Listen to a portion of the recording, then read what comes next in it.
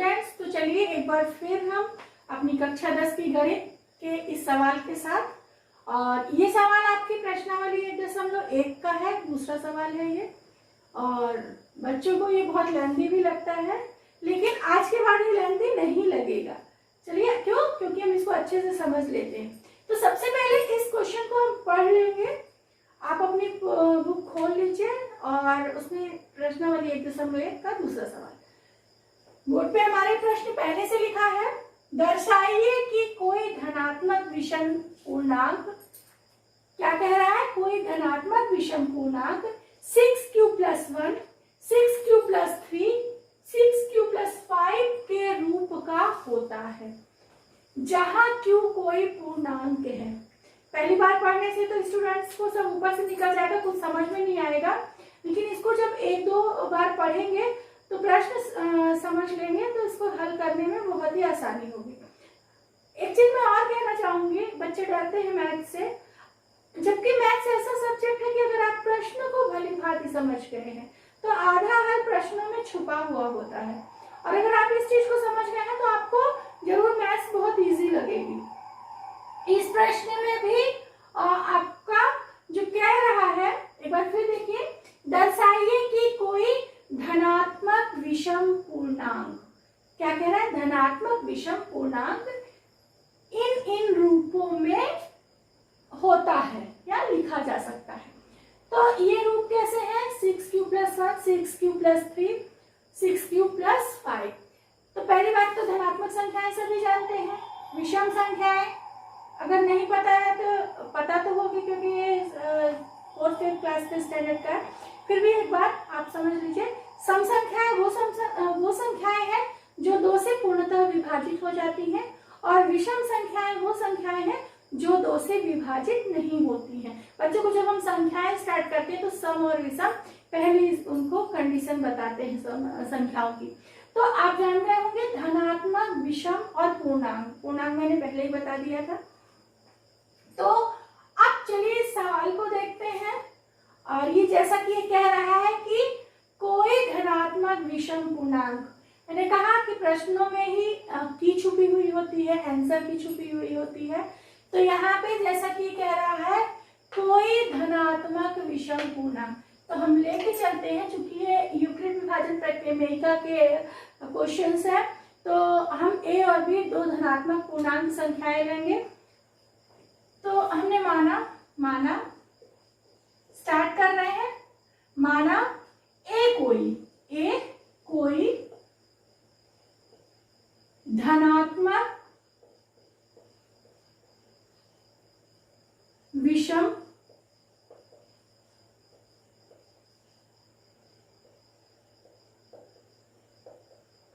पूर्णांक है। क्या माना ये कोई धनात्मक विषम पूर्णांक है। धनात्मक विषम पूर्णांक इसलिए कहा क्योंकि वो प्रश्न में कह रहा है कि कोई, अब आपको भूलेंगे भी नहीं, आप एक बार अगर समझ लेंगे। देखिए यहाँ पे कह रहा है कोई धनात्मक विषम पूर्णांक, क्या कह रहा है? कोई धनात्मक विषम पूर्णांक। हमने तो बस उसके आगे a लगा दिया है, हमने क्या किया है? उसके आगे a लगा दिया है। तो हमने कहा माना कि a कोई धनात्मक विषम पूर्णांक है। प्रश्न से ही हमें क्वेश्चन सॉल्व की स्टार्टिंग मिल गई है। तो a कोई धनात्मक विषम पूर्णांक है, भूलेगा भी नहीं आपको, आप क्वेश्चन से उठा के लिख लीजिएगा, पूर्णांक है। अब b, a और b 2 पूर्णांक लेते हैं। b को हमने लिया, क्या लेंगे? 6 ले लिया। अब आप बोलोगे 6 क्यों लिया? 7 भी ले सकते थे, 5 भी ले सकते थे, 3 भी ले सकते थे। 6 इसलिए लिया क्योंकि आगे प्रश्न ही कह रहा है 6q + 1, 6q + 3, 6q + 5। ये कैसा है? ये यूक्लिड विभाजन प्रमेयिका आपने पढ़ी थी, bq + r। ये bq + r का रूप है, bq + r। तो b की जगह पे क्या है? 6। b की जगह पे क्या है? 6। तो b = लिया हमने 6।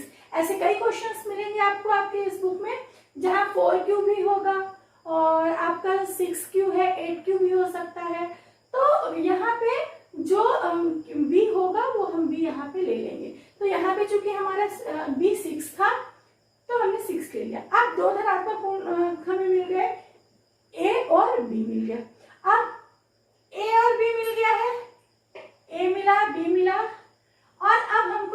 आर। अगर मैं कहूँ ये दो धनात्मक पूर्णांक संख्याएं हैं, अगर आप 6 का भाग दीजिए किसी संख्या में तो शेषफल कितना आएगा? कितना आएगा आप सोच सकते हो? कुछ भी आ सकता है। बहुत लोगों के मन में आया कि ये कौन सा क्वेश्चन है, ये भाग देने पे तो शेषफल कुछ भी आ सकता है, क्या हमें पता है? लेकिन हमने चूंकि आपको भाजक बताया है, भाजक क्या है? 6 है। तो एक चीज और हमने बता दी थी वहां पे कि जो आपका शेषफल आएगा यूक्लिड विभाजन प्रमेयिका में, शेषफल आएगा वो क्या होगा? आपका भाजक से छोटा होगा। भाजक से, जैसा आपने बहुत से स्टूडेंट से सोचा कि कुछ भी आ सकता है, चलिए हम आपका ही मान के चलते हैं कुछ भी आ सकता है, तो क्या शेषफल 7 आ सकता है? आप बहुत से कह रहे 7 कैसे आएगा? 7 में तो एक बार और भाग चला जाएगा, है ना?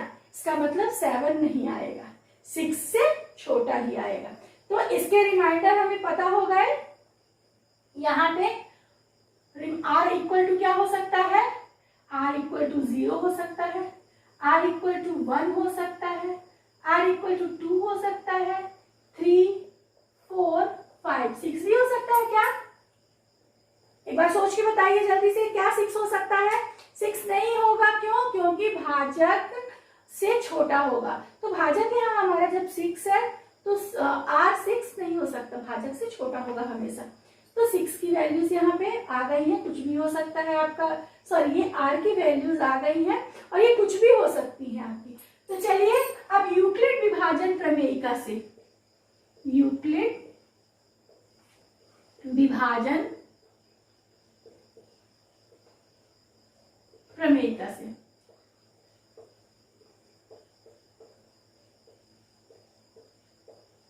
क्या होती है यूक्लिड विभाजन प्रमेयिका? आपने पढ़ा भी था, नहीं पढ़ा है तो आप पिछला वीडियो देख लीजिएगा, आपको बहुत अच्छे समझ में आ जाएगी। और एक बार मैं फिर यहाँ से आपको यूक्लिड विभाजन प्रमेयिका बोल सकती हूँ कि यूक्लिड विभाजन प्रमेयिका होती है जहां अगर a और b दो आपको पूर्णांक संख्याएं दी गई हैं तो a बराबर b q और r हो सकता है। q और r ऐसी संख्याएं हो सकती हैं जहां a equal to b q plus r होगा, और इस r की कंडीशन क्या होती है? ये b से छोटा होता है और 0 से बड़ा या 0 के बराबर हो सकता है। तो चलिए अब इसी प्रमेयिका पे हम अपने a और b के मानों को रखते हैं और यहाँ प्रश्न देखते हैं। प्रश्न चूंकि प्रश्न पे आ जाए, प्रश्न क्या रहा था? प्रश्न क्या रहा था कि कोई अगर विषम पूर्णांक है तो उसको 6q + 1, 6q + 3, 6q + 5 के रूप में लिख सकते। प्रश्न खुद ही कह रहा है विषम है, 1, 3, 5 जुड़ रहे हैं। तो एक चीज और आप जानते हैं कि विषम संख्या में अगर किसी संख्या में विषम संख्या जुड़ रही है तो वो उसको विषम कर देती है। तो यहाँ पे जब ऑलरेडी विषम संख्याएं जुड़ रही है, +1 वहां +3 यहाँ +5, तो ये ऑलरेडी एक विषम पूर्णांक है, ये प्रश्न ही बता रहा है। पर इसको चलिए हम दर्शाएंगे और अभी आगे करते हैं इसका। तो हमने क्या किया? अब चलिए हम r की वैल्यू रखते हैं, v और r की वैल्यू रखते हैं। तो सबसे पहले हम r इक्वल टू 0 रखते हैं। किसमें रखेंगे? a equal to b q plus r में, a equal to b q plus r में। इसको मैं मिटा दूं यहाँ पे, नहीं तो बच्चे कंफ्यूज हो जाएंगे।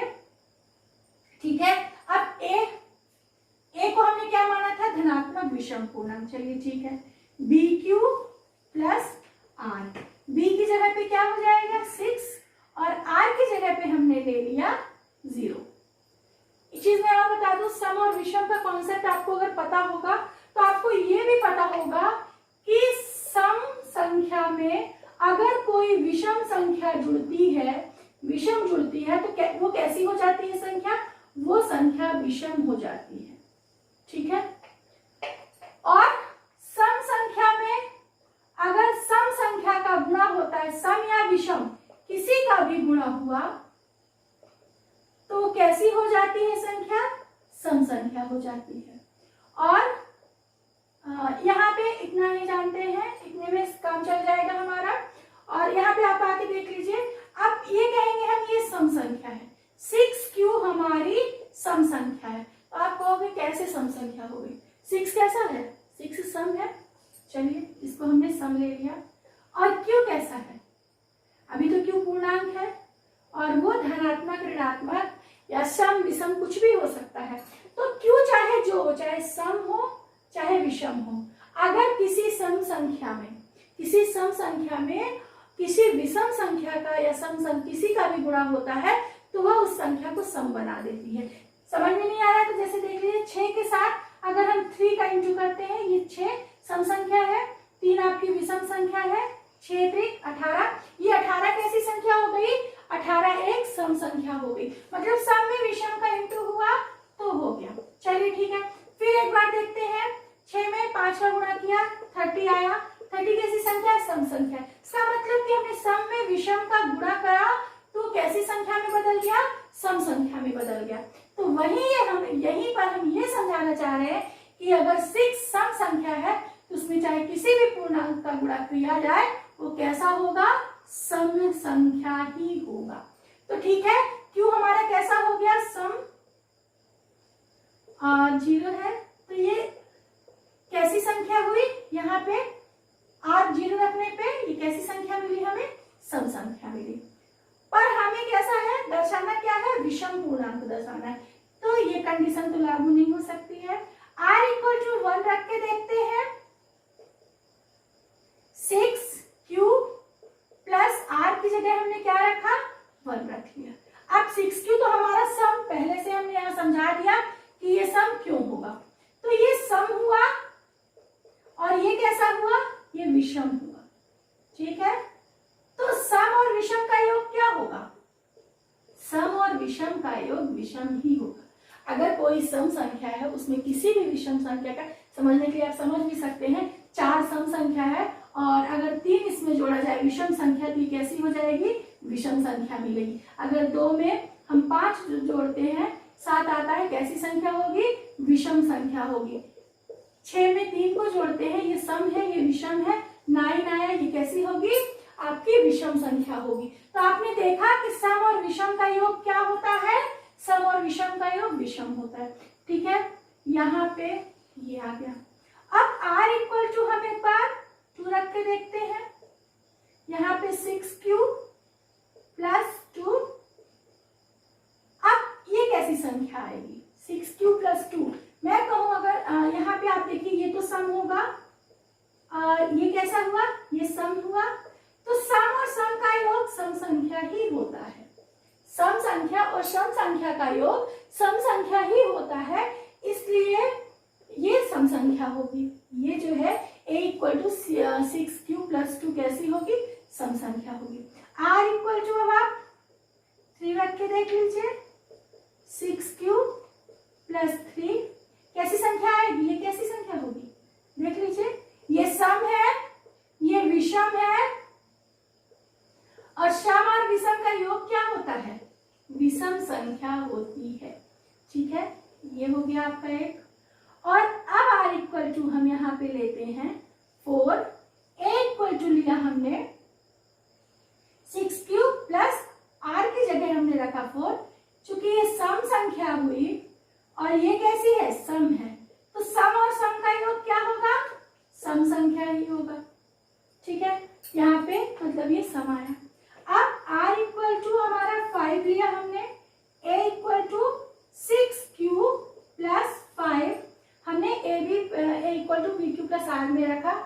अब 6q आपको पहले ही पता है सम संख्या है, 5 कैसी संख्या है, 5 हमारी विषम संख्या है, विषम संख्या है, तो सम और विषम का योग क्या होगा, सम और विषम का योग एक विषम संख्या होगी। ठीक है, तो हमें दर्शाना था कि विषम पूर्णांक किस रूप में हो सकता है, 6q प्लस 1 के रूप में, 6q प्लस 3 के रूप में, 6q प्लस 5 के रूप में। तो आप यहाँ पे देख लीजिए, R = 0 रखने पे हमारी ये जो bq प्लस r है वो सम संख्या आ रहा है, मतलब इस रूप में हम नहीं लिख सकते हैं। R = 1 रखने पे ये एक विषम संख्या आ रहा है, इसका मतलब हम इसको एक धनात्मक विषम पूर्णांक को 6q प्लस 1 के रूप में लिख सकते हैं। फिर R = 2 हमने लिया, जो कि यहाँ पे रखने पे एक सम संख्या आ रही है, मतलब A को हम धनात्मक विषम पूर्णांक ले रहे हैं, तो इसको इस रूप में हम नहीं लिख सकते।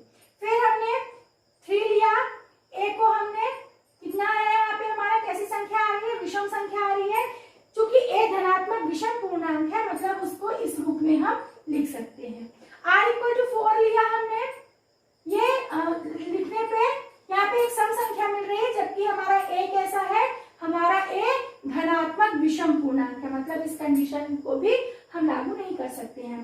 अब r इक्वल टू 5 लिया, सम संख्या विषम संख्या, r इक्वल टू 5 रखने पे ये जो संख्या बनी वो कैसी है, वो विषम संख्या है, तो हमारा ये कंडीशन हमारी फुलफिल कर दी। तो हमने देखा कि अगर कोई धनात्मक विषम पूर्णांक a है हमारे पास, तो वो किस रूप में लिखी जा सकती है, विषम पूर्णांक को 6q प्लस, यहाँ पे मैं मिटा दूं आपको, या फिर मैं अलग से लिख देती हूँ जिससे आपको समझ में आए, 6q प्लस 1 के रूप में, यहाँ से 6q प्लस 3 के रूप में, और 6q प्लस 5 के रूप में हमने यहाँ पे लिख सकते हैं इसको। यही हमें दर्शाना था और आपको समझ में भी आया होगा, कठिन है ही नहीं, बहुत ही सरल है, समझ जाएंगे आप, एक दो बार देखिएगा और जरूर समझ में आएगा। तो चलिए एक बार फिर से हम जल्दी से इसका रिवीजन कर लेते हैं। हमारे पास क्वेश्चन था कोई धनात्मक विषम पूर्णांक अगर है तो उसको हम इन रूपों में लिख सकते हैं। ठीक है, हमने एक धनात्मक विषम पूर्णांक a ले लिया, b इक्वल टू 6 लिया जो कि प्रश्न में हमें दिया हुआ है, फिर हमने यूक्लिड विभाजन प्रमेय का a equal to b q plus r लिया, r की वैल्यू 0 से 5 तक होगी, क्यों, क्योंकि भाजक हमारा 6 है तो 6 से छोटा। चलिए फिर हम इस यूक्लिड विभाजन प्रमेय का में एक बार r1 रखा, 2 रखा, 3 रखा, 4 रखा, 5 रखा। जब हमने 0 रखा तो ये जो संख्या थी वो हमारी सम में बदल गई, मतलब कि इस रूप में नहीं लिख सकते थे हम। फिर जब हमने r इक्वल टू यहाँ पे 1 रखा, मतलब इस रूप में लिखा, तो वो संख्या हमारी कैसी आई, विषम आई, मतलब इस रूप में हम उसको लिख सकते हैं, विषम पूर्णांक को a को। फिर हमने एक r की जगह पे हमने 2 लिया, तो हमको एक सम संख्या मिली, जबकि a कैसा था हमारा, a हमने कैसा लिया था, धनात्मक विषम लिया था, तो a विषम है और ये रखने पे सम आई, मतलब इसको इस रूप में नहीं दर्शा सकते थे हम। फिर हमने r इक्वल टू 3 रखा, तो ये जो संख्या बनी हमारी 6q प्लस 3, वो कैसी संख्या आई, विषम संख्या आई, चूंकि a भी विषम है इसलिए इसको हम इस रूप में लिख सकते थे। फिर हमने 4 रखा, 4 में हमारी ये सम संख्या प्राप्त हुई जो कि कंडीशन फुलफिल नहीं करती है। फिर हमने r इक्वल टू 5 रखा, तो ये जो संख्या हुई ये विषम में बदल गई, a भी विषम है, मतलब इस रूप में हम इसको लिख सकते हैं। बहुत ही सरल सवाल है और बस कुछ ये एक दो फैक्ट्स आप अगर अच्छे से समझ लेंगे, बहुत छोटे छोटे फैक्ट्स हैं और आते भी होंगे आपको, तो आप इसको जरूर कीजिएगा इन सवालों को। और ये सवाल कठिन बिल्कुल भी नहीं है, मैं तो कहूँगी गणित ऐसा सब्जेक्ट है कि अगर आपने एक बार मन बना लिया है गणित पढ़ने का, प्रश्नों को हल करने का और थोड़े बहुत उसमें इंटरेस्ट आपका हो गया है, तो गणित से सरल सब्जेक्ट कोई भी नहीं है। और यहाँ पे हमारी 1.1 प्रश्नावली के ये सवाल हैं और इनसे मिलते जुलते कई सवाल हैं, आप कर सकते हैं। एक सवाल आपके उदाहरण में है 6q की जगह पे 4q दिया हुआ है और ऐसे आप इसको कर सकते हैं, तो